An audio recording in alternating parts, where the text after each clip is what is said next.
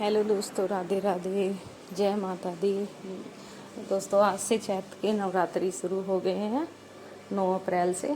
और कैसे हमने पूजा की है, कलश स्थापना की है माता रानी की, 9 देवियों के किस तरीके से हम आज पूजा कर रहे हैं, यही आपको आज की वीडियो में हम जानकारी देंगे। तो दोस्तों देखो, मंदिर में ही आप कलश स्थापना और जवारे, माता रानी की प्रतिमा अगर स्पेस हो तो मंदिर में ही आप कर सकते हो, नहीं तो आप जैसे भी सुविधा है उस तरीके से हम अपना पूजा पाठ कर सकते हैं। तो ये मैंने अपना मंदिर में ही साथ में ही चौकी लगा के, और माता रानी की चौकी साथ में ही लगाई है, और उसी में ही हम अपना 9 दिन तक अपनी माता रानी की पूजा करेंगे।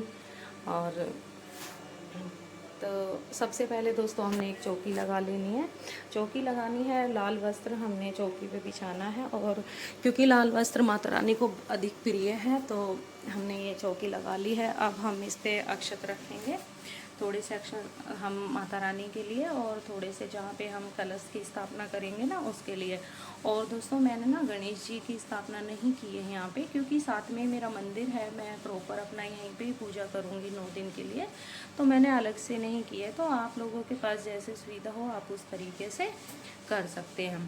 तो ये हमने चौकी लगाई है, कलश की तैयारी की है। कलश में दोस्तों हमने एक हल्दी की गांठ, सुपारी और एक का सिक्का, इलायची और थोड़े से अक्षत, तो ये 5 चीज़ें हमने अवश्य डालने हैं इसमें।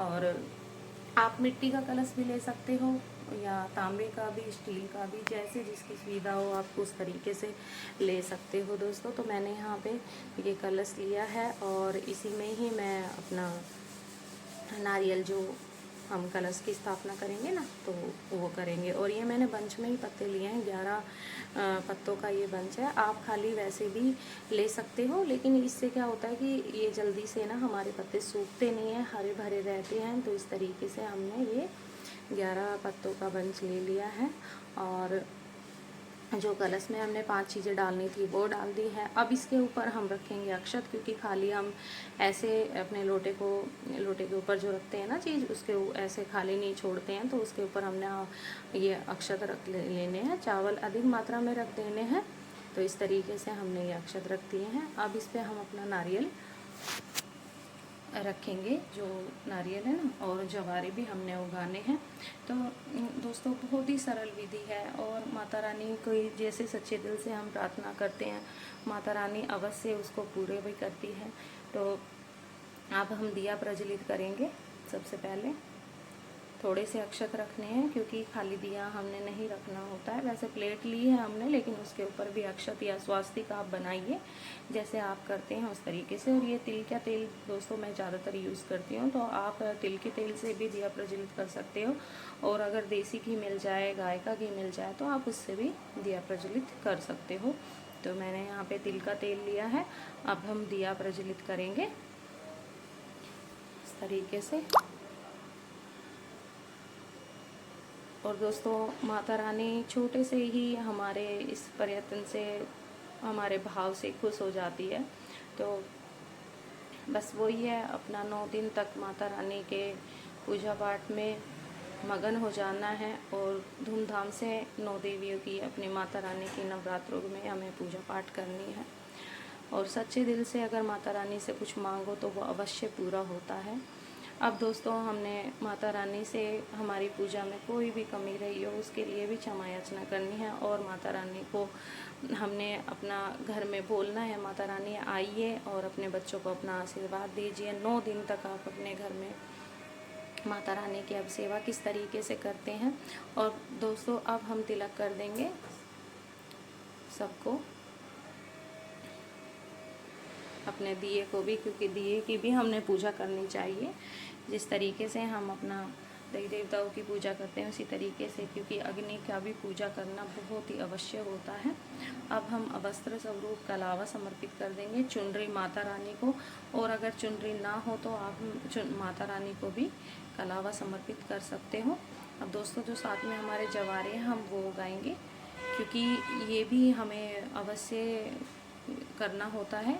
आप खाली कलश की भी स्थापना करके पूजा कर सकते हो, नहीं तो आप जवारे उगाओ तो वो भी, क्योंकि कहते हैं जैसे जवारे हरे भरे हमारे घर में उगते हैं, वैसे ही हमारे हरे भरे जीवन में खुशहाली आ जाती है। तो इनका भी एक बहुत बड़ा महत्व है।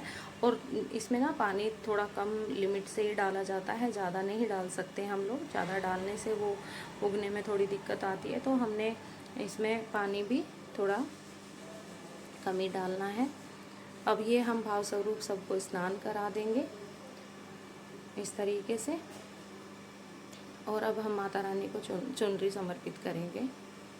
तो अगर चुनरी ना हो दोस्तों तो कलावा भी आप समर्पित कर सकते हो, जैसी आपकी श्रद्धा हो, जैसी आपके पास सुविधा हो, उसी हिसाब से हमें ये पूजा पाठ करनी चाहिए। ये नहीं कि मैं ऐसे कर रही हूँ तो आप उसे देख के उस तरीके से करिए, नहीं, जो हमारे पास सामान है, सामग्री है, उसी हिसाब से हमने पूजा करनी है। अब हमने कलश की स्थापना की है, उसको भी हम वस्त्र स्वरूप कलावा समर्पित करेंगे, क्योंकि हमारा 9 दिन तक कलश, ये ही माता रानी का आशीर्वाद है दोस्तों। और हमने सच्चे दिल से ये चीज़ें करनी होती है, तो इस तरीके से। और अब हम जो हमने जवारे उगाए हैं उसको भी वस्त्र स्वरूप कलावा समर्पित करेंगे। तो ये चीज़ें हमें अवश्य करनी चाहिए और बिल्कुल सरल विधि है। तो ये सुबह सुबह दोस्तों अपना स्नान वगैरह करके हमें ये पूजा करनी है। आज फर्स्ट नवरात्र है, 9 अप्रैल को चैत्र के नवरात्रे हैं। माता रानी सबके जीवन में खुशियाँ भरे, बस यही प्रार्थना है माता रानी से, सबको अपना आशीर्वाद दे। और दोस्तों ये ना, ये जो कलश की स्थापना की है हमने, इसके ऊपर हमें नारियल अवश्य रखना है।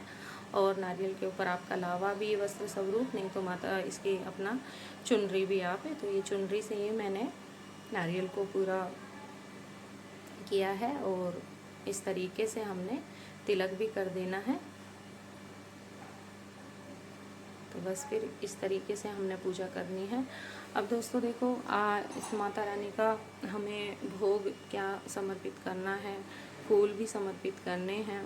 तो भोग में आप जैसे आपकी श्रद्धा हो, ऋतु फल तो हमने लेना ही लेना है, केला हो, संतरा हो, जो भी हो। अभी फ़िलहाल काफ़ी फ्रूट्स है जो हम यूज़ में ले सकते हैं।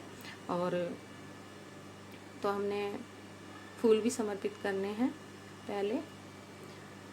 और गणेश जी की मैं पूजा दोस्तों साथ में ही कर रही हूँ, तो इसलिए मैंने अलग से नहीं रखे हैं।